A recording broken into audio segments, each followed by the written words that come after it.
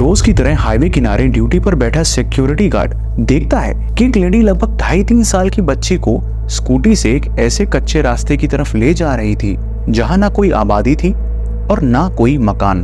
वो रास्ता जंगल और खाली पड़े प्लॉट्स की तरफ जाता था।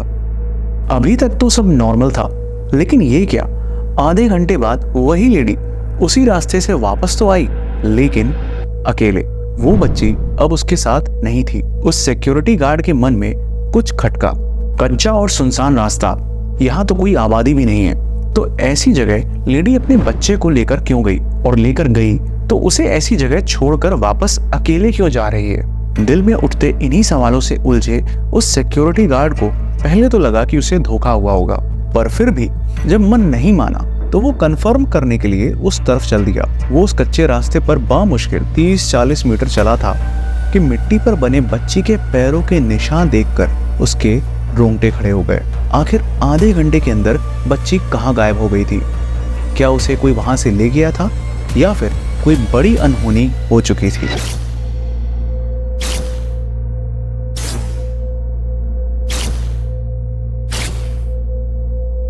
Welcome to the show. My name is Shashwat and you are watching The Case of Dilrose.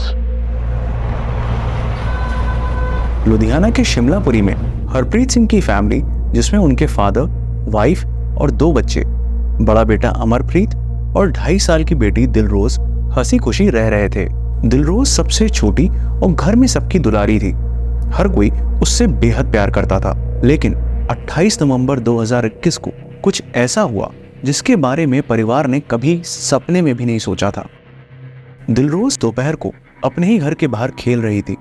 थोड़ी देर बाद जब घर वाले उसे अंदर बुलाने के लिए गए तो देखते हैं कि दिलरोज बाहर थी ही नहीं।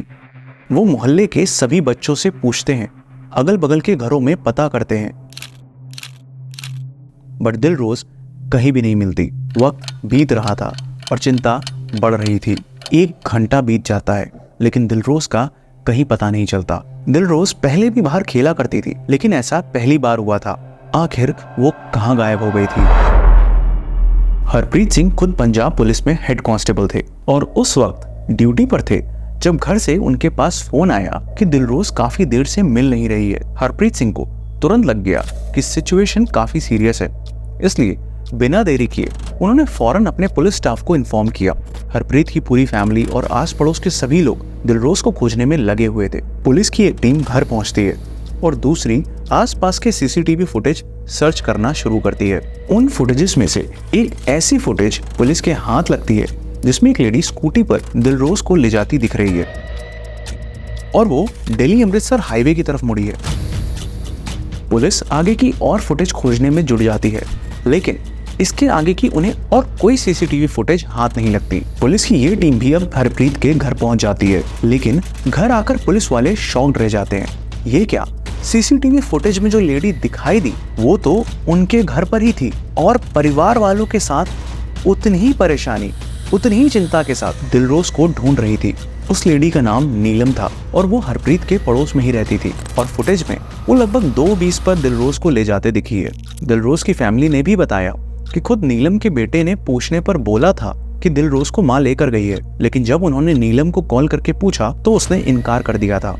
पुलिस के लिए इतना काफी था। 35 साल की पड़ोस में रहने वाली नीलम अब प्राइम सस्पेक्ट थी। पुलिस नीलम से दिलरोज के बारे में पूछताछ शुरू करती है, बट ना कोई सही जवाब मिलता है और ना ही वो दिलरोज को साथ ले जाने की बात एक्सेप्ट करती है। इसलिए फाइनली पुलिस नीलम को वो फुटेज दिखाती है जिसे देखते ही वो समझ जाती है कि उसका भांडा फूट चुका है। पुलिस जब अपने ढंग से पूछताछ करती है तो वो सारे सच उगलना शुरू कर देती है और बोलती है कि चलिए मैं आपको दिलरोज के पास लेकर चलती हूँ। नीलम पुलिस और दिलरोज की फैमिली को उसी दिल्ली अमृतसर हाईवे की तरफ ले जाती है जिस तरफ वो फुटेज में जाती दिखी थी।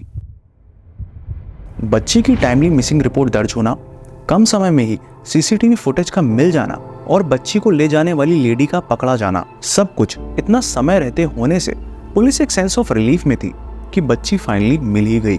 दूसरी तरफ हरप्रीत, उसका परिवार बस कैसे भी अपनी बच्ची दिलरोज के पास पहुंचना चाहता था। नीलम उन्हें शिमलापुरी, जहां उनका घर था, वहां से लगभग 13 किलोमीटर दूर हाईवे से उतरकर एक कच्चे रास्ते की तरफ ले जाती है। ये सलीम टाबरी नाम का इलाका था जहाँ सिर्फ जंगल और कुछ खाली प्लॉट थे।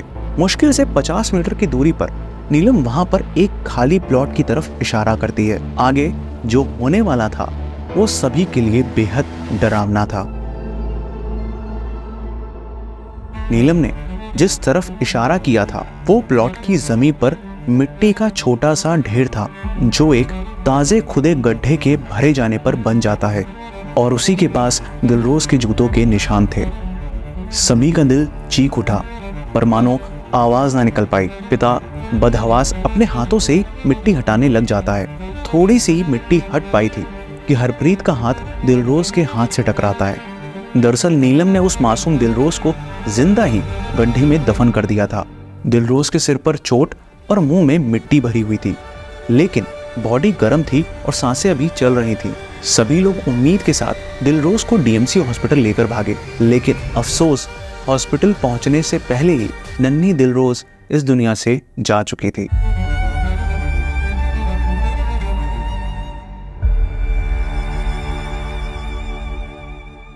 पुलिस की एक टीम क्राइम सीन पर ही रुकती है और वहीं उन्हें इस केस का मोस्ट इंपॉर्टेंट गवाह मिलता है, वही सिक्योरिटी गार्ड जिसका जिक्र वीडियो की शुरुआत में किया गया है। सिक्योरिटी गार्ड हाईवे के दूसरी तरफ चेक पोस्ट पर अपनी ड्यूटी पर था।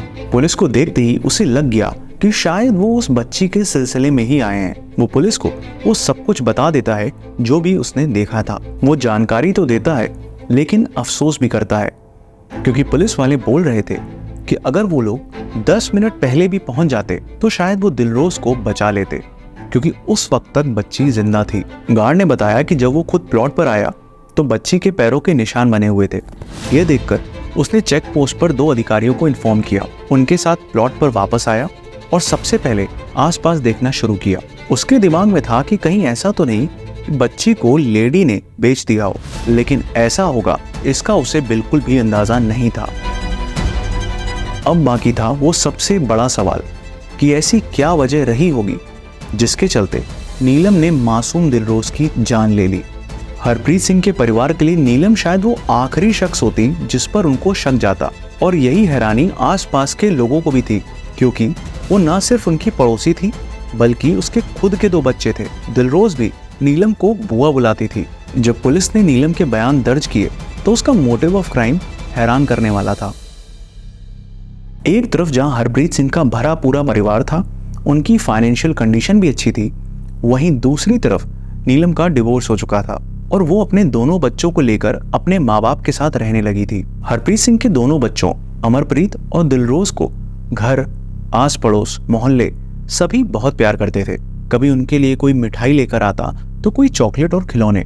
दूसरी तरफ नीलम के बच्चे थोड़ा शरारती थे, आए दिन उनकी शिकायतें आती थी। डिवोर्स के बाद फाइनेंशियल कंडीशन बिगड़ जाने से वो अपने बच्चों के लिए वो सब नहीं कर पाती थी जो वो हरप्रीत के घर में होते देखती थी। दिल ही दिल में वो ये महसूस करने लगी कि कोई उसके बच्चों को चॉकलेट या खिलौने नहीं देता और ना ही इतना प्यार करता है। नीलम के अंदर यही जलन धीरे धीरे नफरत का रूप ले रही थी। पुलिस को यह भी जानकारी मिली कि नीलम के घर कुछ बाहरी लोगों का आना जाना था। सिंस वो तलाकशुदा थी, इसलिए आसपास के लोग इस बात को लेकर ना सिर्फ उसके कैरेक्टर पर सवाल उठाते बल्कि उसकी माँ से भी इसकी कंप्लेन करते। इसलिए नीलम ने घर से दूर किसी और एरिया में रहने का फैसला लिया था और अपने लिए घर भी देख लिया था। 28 नवंबर 2021 लगभग 2:15 बजे नीलम का लगभग सारा सामान पैक होकर शिफ्ट हो रहा था, लेकिन उसके दिल में घर से जाने की नाराजगी और सबसे बदला लेने का ख्याल था। वो बस उस दिन अपना घर छोड़ के जा ही रही थी कि तभी उसने घर के बाहर दिलरोज को खेलते देख लिया। ना जाने नीलम के दिमाग में क्या आया कि उसने दिलरोज को स्कूटी पर बिठा लिया। बेचारी दिलरोज घूमने फिरने के धोखे में साथ चल दी, क्योंकि उस मासूम को क्या खबर कि दिमाग में गुस्सा और दिल में नफरत पाले नीलम आज उसकी वो बुआ नहीं बल्कि वो शैतान है जो उसकी जिंदगी मिटाने वाली थी। घर से काफी दूर लाने के बाद उसे हाईवे किनारे एक कच्चा रास्ता दिखा। वो ऐसी जगह थी जहां दूर दूर तक कोई नहीं था। कच्चे रास्ते से होते हुए वो उसे खाली प्लॉट में ले गई, जहां पहले उसने वहां पड़ी ईंट से उसके सर पर वार किया और जब वो रोने लगी तो मुंह में मिट्टी भर जमीन पर ही जिंदा दफन कर दिया। दिलरोज की जान दम घुटने से गई थी और यही कॉज ऑटोप्सी रिपोर्ट में भी निकल कर आया। नन्ही दिलरोज नीलम के शैतानी दिमाग, बेवजह की जलन और गुस्से का शिकार हो गई। नीलम ने पूरी इंसानियत को शर्मिंदा कर दिया, जबकि उसके खुद के 2 बच्चे थे। इसलिए 12 अप्रैल 2024 को अपने फाइनल जजमेंट में सेशन कोर्ट ने इस केस को रेयरेस्ट ऑफ रेयर डिक्लेयर किया।